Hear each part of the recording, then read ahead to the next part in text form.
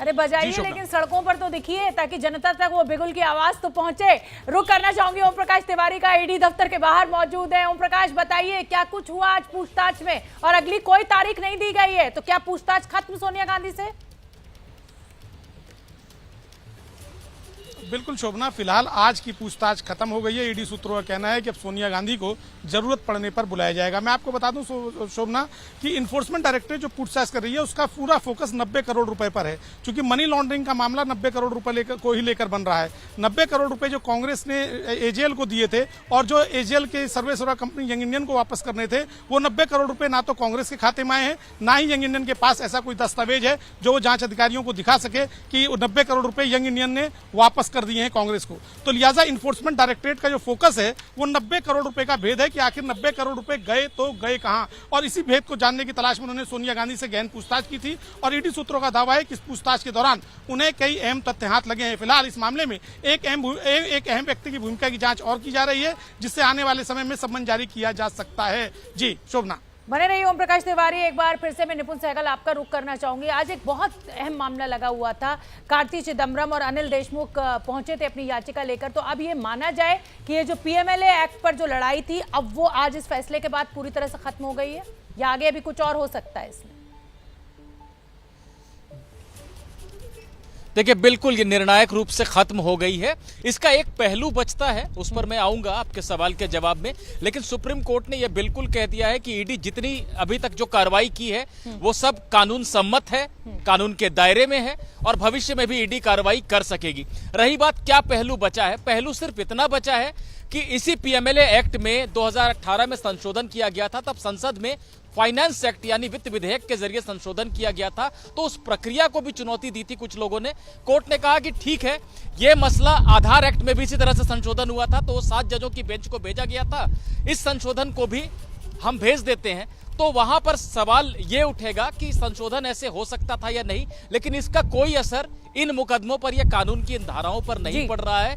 तो 7 जजों की बेंच कुछ और मसला सुनेगी। फिलहाल यही है कि सोनिया, राहुल, देशमुख, महबूबा मुफ्ती, ऐसे किसी व्यक्ति को राहत नहीं मिली है और ईडी की कार्रवाई बदस्तूर चलती रहेगी। निपुण बने रहिए। ओम प्रकाश तिवारी आपके पास आऊंगी और एक आंकड़ा लेकर बैठी हुई हूं। पिछले 10 सालों का 4000 के लगभग केसेस ईडी के पास हैं। अगर हम 12-13 की बात करें तो 221, 13-14 की बात करें 209, 178, हर साल इस तरीके के केसेस होते थे। लेकिन पिछले 2 सालों में 20-21 में 981 और 21-22 में 1180 केसेस ईडी के। क्या ईडी के अधिकारी इस पर कुछ जवाब दे पा रहे हैं कि अब ये सब हर तरह के मुकाबले या तो भ्रष्टाचारी ज्यादा बढ़ गए, या ईडी ने अपना काम अब अच्छी तरह करना शुरू कर दिया है जो 10 साल पहले नहीं कर रही थी? देखिए शोभना, मैं आपको बता दूं कि इन्फोर्समेंट डायरेक्टरेट इस बात को लेकर बेहद खुश है कि उसके पास जो है मुकदमों का जो अंबार है वो लगातार बढ़ता जा रहा है। लेकिन मैं आपको एक आधिकारिक आंकड़ा बताता हूं कि इन्फोर्समेंट डायरेक्टरेट ने पिछले 2005 से 2023 के बीच में मात्र 23 लोगों को सजा दिलाई है अपने केसेस में। ये 23 लोग कौन है, इसके बारे में इन्फोर्समेंट डायरेक्टरेट ये खुलासा नहीं करता है कि ये 23 आदमी एक ही केस में है या अलग अलग कई केसों में है। मात्र 23 लोग इन लोगों को सजा हुई है। तो इन्फोर्समेंट डायरेक्टरेट इस बात को लेकर तो बहुत खुश है कि उसके आंकड़े, उसके मुकदमे बढ़े। अरे आप मुकदमे बढ़ाइए, लेकिन कन्विक्शन रेट भी तो बढ़ाइए ना। अगर आप कन्विक्शन रेट नहीं है तो इसका मतलब तो आपकी नीयत पर भी शक किया जाएगा, जैसा कि जैनेंद्र कांग्रेस सवाल उठा रही है।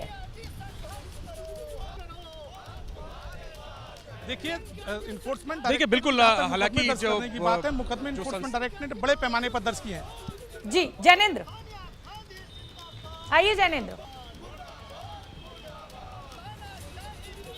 जी बिल्कुल शोभना, देखिए कांग्रेस का ये कहना है कि केवल विपक्ष के नेताओं के खिलाफ ही ईडी कार्रवाई क्यों करती है, और साथ ही साथ विपक्ष के वो नेता जो बीजेपी में शामिल हो जाते हैं उनके खिलाफ अगर कार्रवाई चल भी रही होती है तो उसकी रफ्तार धीमी हो जाती है।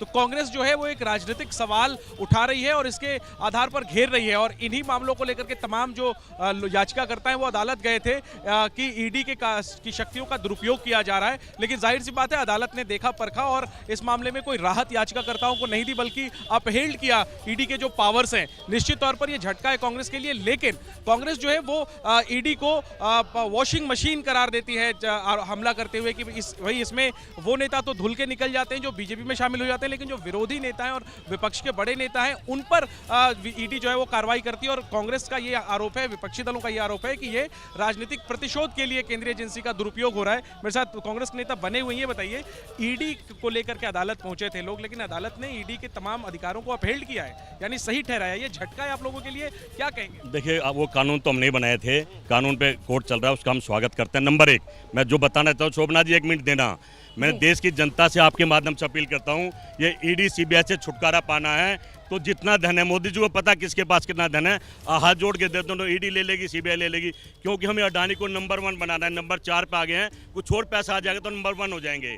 मोदी सरकार इसी काम में लगी है कि भारत का सारा पैसा अडानी को दे दिया जाए और हम नंबर 1 हो जाए। भारत का नाम तो होगा ना। बताइए, आपकी लड़ाई अडानी से है, ईडी से है या बीजेपी से? देखिए, हमारी ईडी से कोई लड़ाई नहीं है, हमारी विचारधारा से लड़ाई है। भाई जो चोरी नहीं लड़ पा रहे, जो भारत को लूट रहा, जो चोरी करा, उस पर ईडी भेजो। पुलवामा में जो शहीद हुए जवान मारे गए, उस पर ईडी भेजो, लेकिन वहाँ नहीं।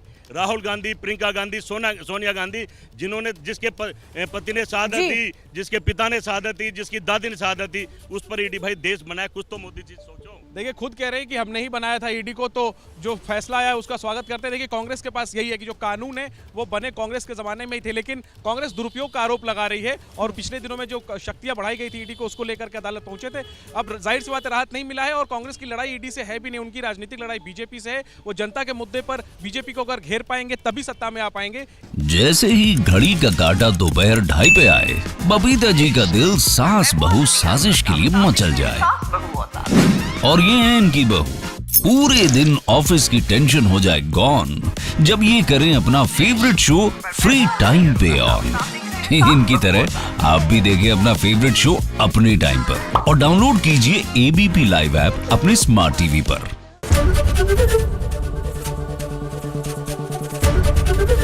एबीपी न्यूज आपको रखे आगे।